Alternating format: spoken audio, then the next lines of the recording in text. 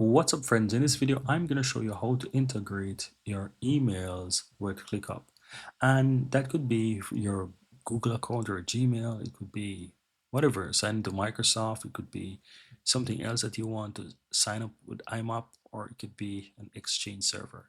It doesn't matter. Let me show you how. To do that, click your account on the upper right and click on settings.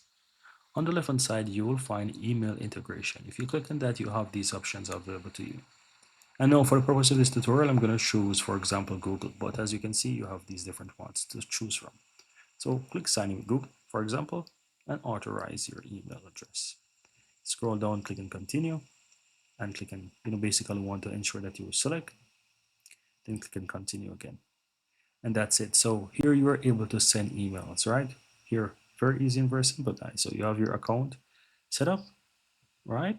And it says myself, admin, or whatever, other people. You have the signature, you have the templates. It's really up to you. That's pretty much all that you have to do, guys. That's how you integrate your email with ClickUp.